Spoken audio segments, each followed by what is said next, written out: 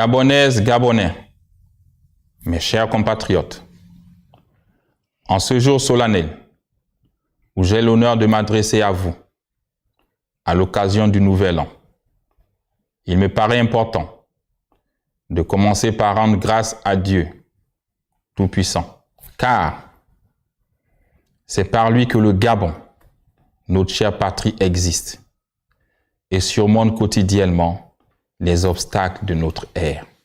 Nous devons résolument nous inspirer des Saintes Écritures qui prônent l'amour, l'unité et la paix entre les filles et fils d'une même nation. Elles nous enseignent le pardon et le partage, nous révèlent les comportements vertueux qu'une nation doit observer pour vivre dans le bonheur et la prospérité. L'année 2023 qui s'achève a été une année charnière dans notre marche vers la félicité d'un Gabon nouveau. Les forces de défense et de sécurité ont unanimement décidé de ne pas cautionner la forfaiture électorale.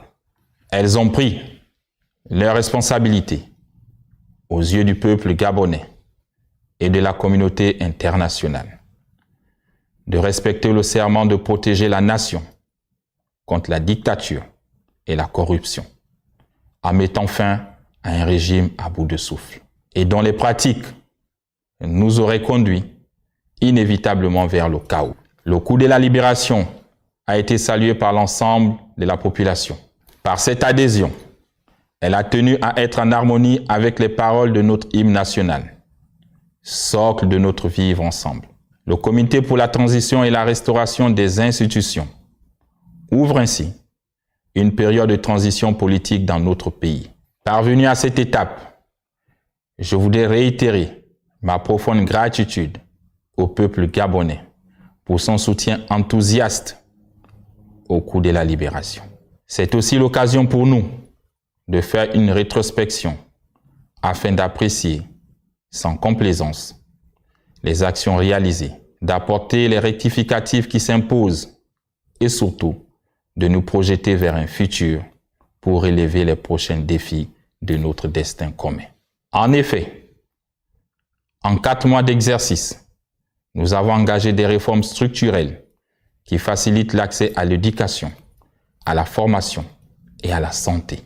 Celles-ci réduiront l'évasion fiscale, la corruption, en favorisant l'équité sociale. J'ai pris la responsabilité de restituer le Fonds gabonais d'investissement stratégique au ministère de l'économie et mettre fin à la délivrance des visas d'opportunité par la présidence de la République, dans le but d'apporter plus de transparence au sommet de l'État. En 4 mois, la dette du Gabon a été payée et sa crédibilité auprès des bailleurs de fonds restaurée. En seulement 4 mois, nous avons remis le pays au travail et lancé les travaux de voirie dans les grandes villes. À ce jour, ce sont 421 km de routes qui ont été revêtues en bitume, en béton bitumineux et en pavé. En seulement 4 mois, nous avons mis à disposition 8 900 postes budgétaires au profit des enseignants, des personnels de santé, des professionnels des médias publics et des forces de défense et de sécurité. De même, nous avons levé le gel sur les recrutements, des avancements, des reclassements et relancé les concours d'entrée dans les grandes écoles. Nous avons opté pour la préférence nationale dans l'attribution des marchés publics inférieurs ou égales à 150 millions de francs CFA. En seulement 4 mois, nous avons considérablement réduit le train de vie de l'État. Ces efforts se sont matérialisés par le renoncement de mon salaire de président de la République, la réduction de l'effectif des membres du gouvernement, la réduction des salaires des parlementaires et de leur nombre, et par une meilleure maîtrise de la dépense publique. L'accent doit être mis sur le quotidien des Gabonais. Nous avons la responsabilité d'apporter plus de richesse dans ces familles gabonaises. Les Gabonais méritent une plus grande considération et aspire à un mieux-être. Et ma responsabilité en tant que président de la République est de veiller au bien-être des populations gabonaises.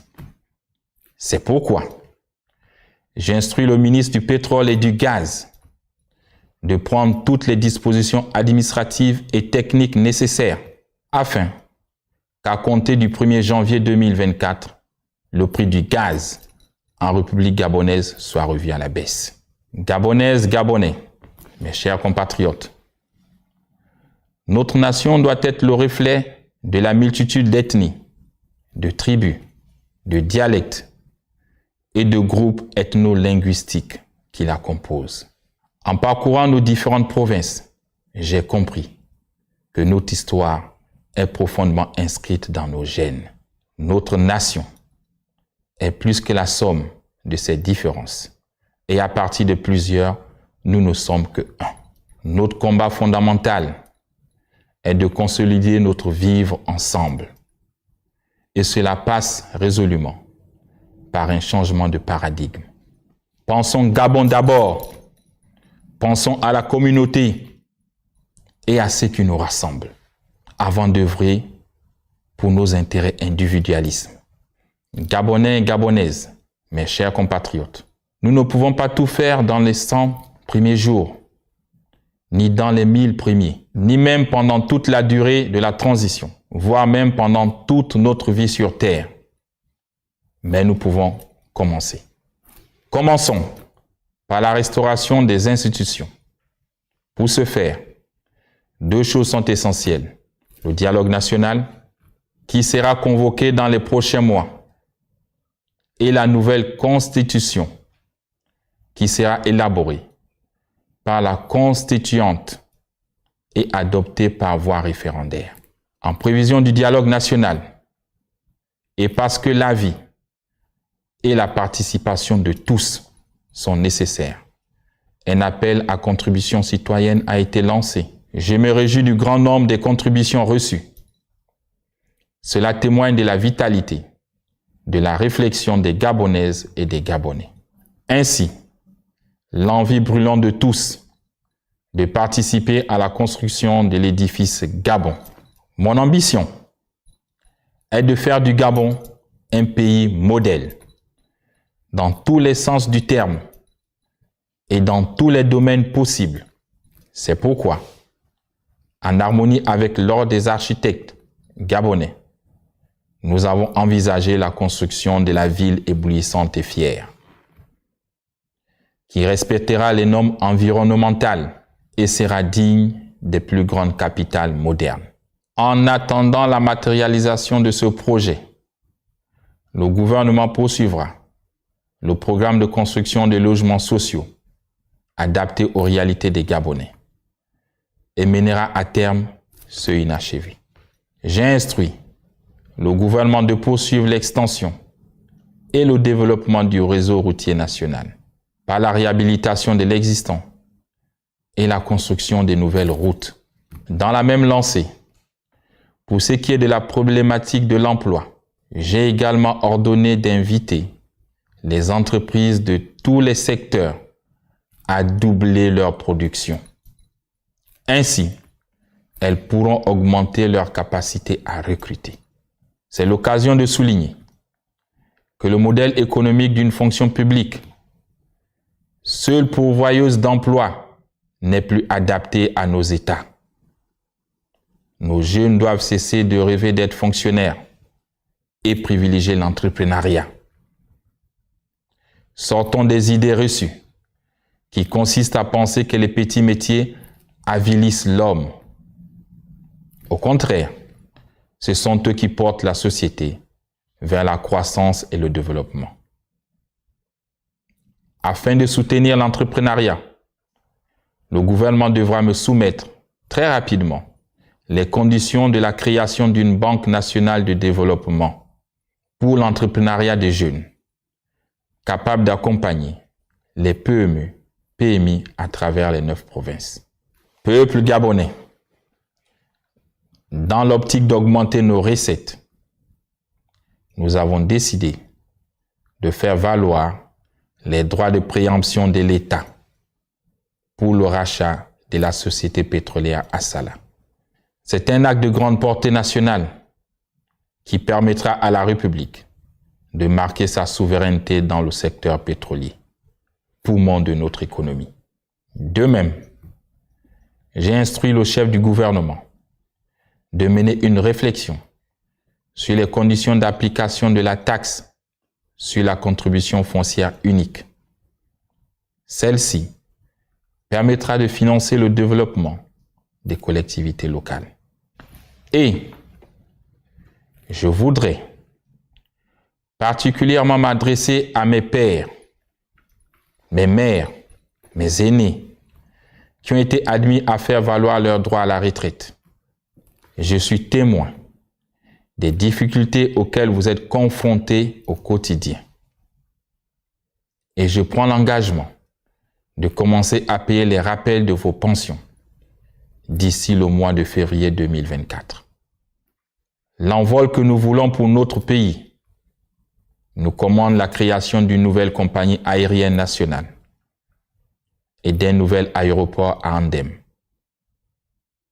Pour ce faire, les études techniques de ces projets sont en cours.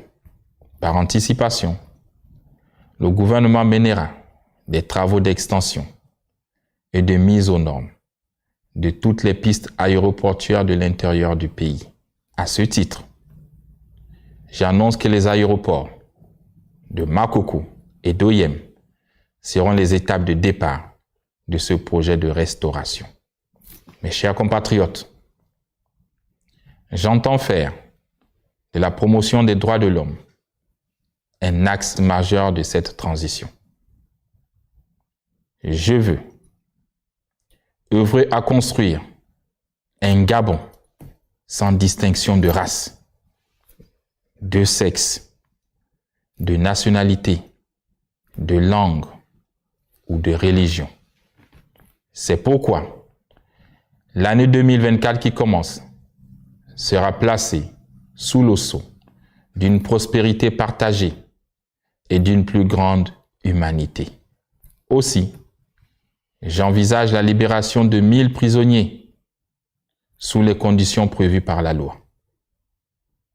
Par ailleurs, la protection des biens et des personnes restera une de mes préoccupations majeures.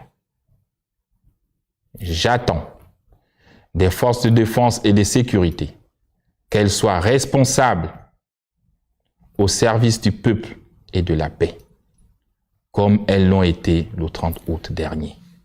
Gabonaises, Gabonais, mes chers compatriotes, je voudrais vous adresser chaleureusement mes vœux de bonheur, de paix, de santé, de prospérité et de longévité. Puisse l'Éternel notre Dieu, le Très-Haut, le Maître des temps et des circonstances, dans sa grande et profonde bonté, continuer de veiller sur notre cher pays, le Gabon. Bonne et heureuse année 2024. Peuple gabonais, unis dans la concorde, c'est enfin notre essor vers la félicité. Honneur et fidélité à la patrie, je vous remercie.